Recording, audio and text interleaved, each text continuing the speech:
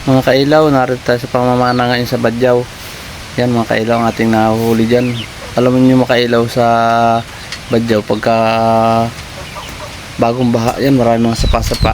Yan mga kailaw ay maraming hipong bumababa sa malaking ilog. Yan, kaya tayo maraming napapana dyan mga kailaw.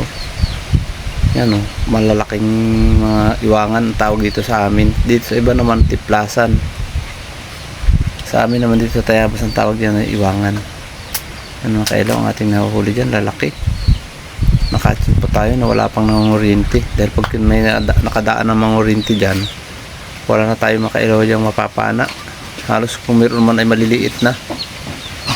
Kaya tayo nakahuli dyan ng malalaki, gawa ng hindi pa nangunguryente.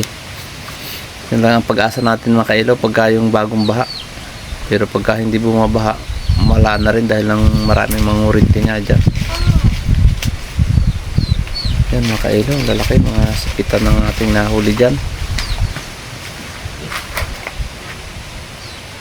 Yan mga kailaw, ang ating nahuling hipon, bali 3 kilo yan.